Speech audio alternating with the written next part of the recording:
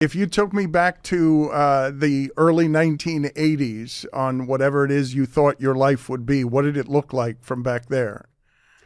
I was very young, so I certainly didn't think I was choosing a career because there was no career to be made. When I turned pro, it meant that I just moved up a division in competition, and then I was gunning for $100 first place prize money. So that didn't feel like a career move. And I was young enough and naive enough to just think, oh, this is fun. And then as I started to get into my later years of high school, it became a living. And I realized when I graduated that, oh, I already have everyone's figuring out what they're going to do with their life. I have a career path, although I didn't know how long it would last. But, you know, ignorance is bliss and youth is wasted on the young. It is wasted on the young, but you, I would imagine, had a little bit of your childhood stolen, right? You're doing this one thing professionally, but you're so professional that all of a sudden you're not a kid anymore. You've got a bunch of sponsors at 16. Yeah, I would say, especially in the summer, because, even during the school year, because I was expected to travel to these big events in Florida and in Chicago and in Atlanta, and I would have to miss a Thursday or Friday from school, go there, compete, be there, try to do my best performance, a lot of fans and whatever else, and then go straight back to school on Sunday, or come back home Sunday and go to school on Monday. And I was in a different world. I was living this paradox, and then when we go on tour, it was just every single day, big exhibition, big crowd, drive to the next city, just like a touring band. And I definitely didn't have the same formative years as any of my classmates. I mean, yeah, that's putting it simply, but in what ways did that end up distorting the adult? The fact that... it's a little tricky only because, well, I have to say, I think that the silver lining of the downfall of skateboarding, and I don't mean downfall of skateboarding in general, I mean the popularity of it in the early 90s, was that I was faced with reality very quickly. And it was like, oh no, you're an adult now. You are now providing for a family, and your chosen career path is fading. And so I had to kind of hustle and figure out, how do I make this work while still skating? And I'm thankful for those years, because I loved it so much. I wasn't willing to pick up a 9-to-5. I just tried to make it work however I could. And what I mean by that is I would do odd jobs. I was actually a consultant for a few Hollywood shoots. I was the skate consultant because I was too old to be the skater at age 24. But that didn't matter. That allowed me to be in the skate world and still do it, but have a different role in it. But it got weird because I was thrust into, I kind of bypassed a teenage childhood and then got thrust into responsible adult all at once. I mean, it really happened very quickly. Well, take us back there. You're talking early 90s. You have to refinance your house. What other things like that were there where you're looking around and you probably didn't pay attention to your finances the way that you had to when it's all coming in? You have to concentrate on being great at the thing you do, right? Yeah. Well, I mean, there were definitely some milestones. I remember driving to the water company to pay my bill in cash for the better part of a year, because I was behind on a couple payments, and I got fined because it was a drought and we had a big property. And so that kind of thing sticks with you. I mean, really just cutting back on all expenses, eating a lot of instant noodles and peanut butter sandwiches. Oh, so take me through your mental state at that time. So you go from pulled out of high school, stardom, 20 years of, wow, what a... Well, not 20 years. So I would say that career cycle of the mid 80s to early 90s, that was a span of like 6 or 7 years, where it seemed crazy, and then it was really crazy, and then it was nothing. Just like that? Just like that, yeah. I mean, it was like the span of a band with one good album. We toured on it, and I don't mean that in the sense that my skills were fading or anything. I just mean that no one was interested. And kind of regrouped. Yeah, like you said, I had to refinance my home. I ended up selling it for what I owed the bank, and moving into a more modest place and just kind of saving. But how scared were you, and how much were you looking back with regret on, wait a minute, how did this all end? I didn't expect this was going to end here.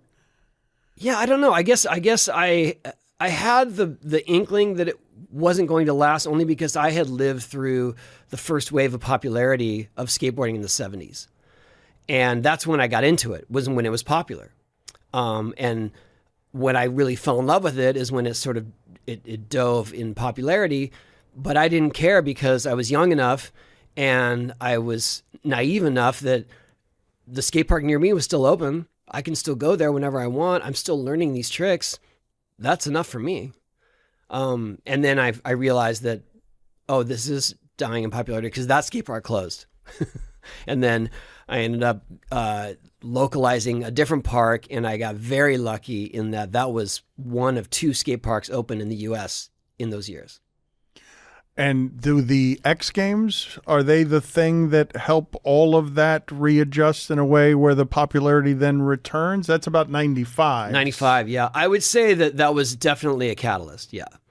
The years 92 to 95 were very tricky to make a living as a skateboarder or having a skate company.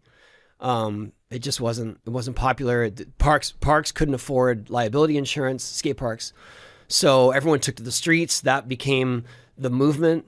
That was kind of not my style, obviously. So I ended up starting a skate company in those years and getting more of a street team, so that I could still be in the industry and I could facilitate them with opportunities, hopefully, because of what I had learned. But it was tricky. I mean, I guess I don't think of those years as such a struggle. It was just more of a learning process. Well, it sounds like you were confident throughout, and I guess to do what it is that you did in general, you weren't doing a whole lot of measuring of consequences. You're almost not allowed to doubt the way that you're built, given what it is you've done. For like, how much doubt? Yeah, are you allowed? I never thought of dire straits. I never thought of what happens if this doesn't work. What happens, because I guess just through skating, you learn perseverance. And if there's one thing it teaches you to get back up. So yes, I was hitting all these setbacks in terms of livelihood. And, in a lot of ways, how do I navigate all this? But at the same time, I got to skate. I mean, we went on tour, let's just say 1993, we went on a team tour. We were driving a van, beat up Toyota van that was our delivery van. There were 6 of us. We're going to different skate shops throughout the U.S.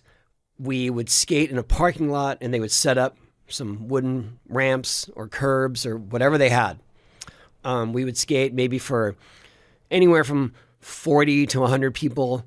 And then we would beg them for $300 so that we could get a hotel room, gas, and food to get to the next place.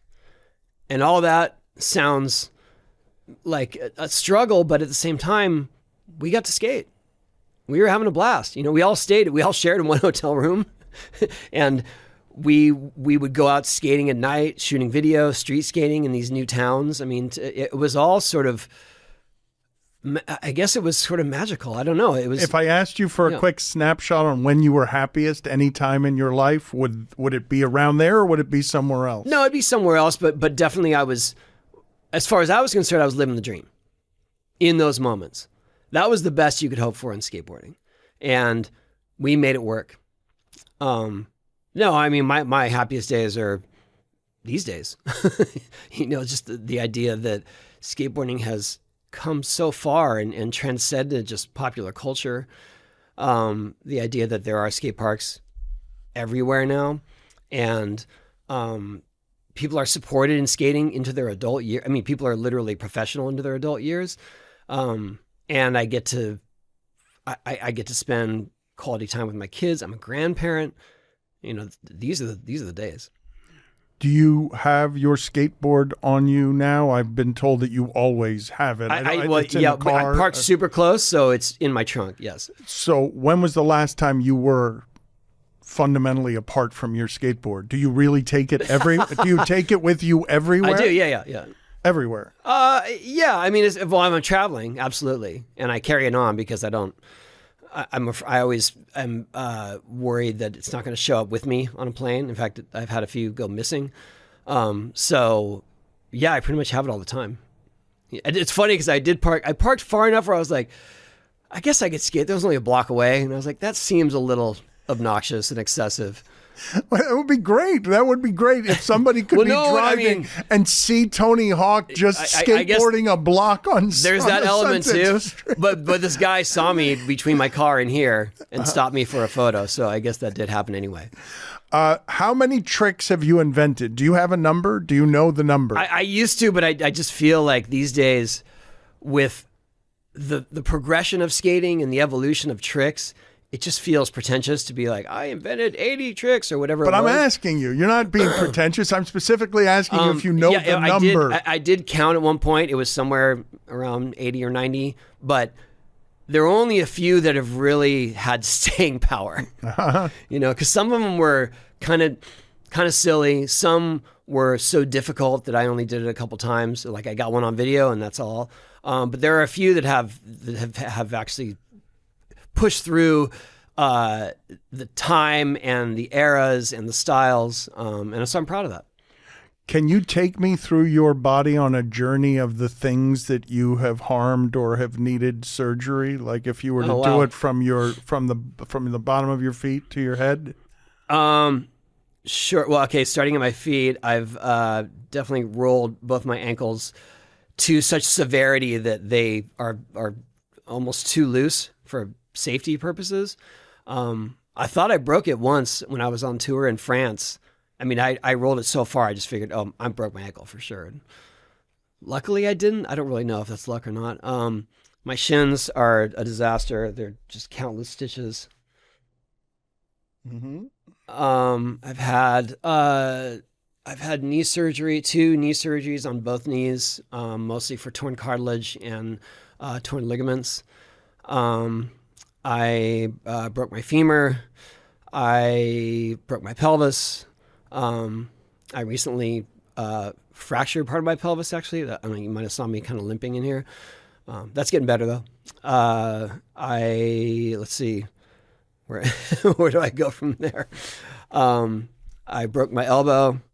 I've dislocated my fingers.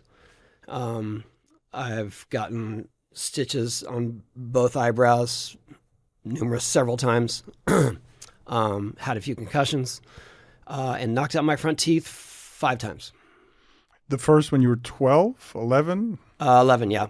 And what did the parents think of that? I got lucky because my parents, I have 3 older siblings who are much older than me, and all were raised in the 60s and 70s. And so they had been through a lot with raising kids and defiance.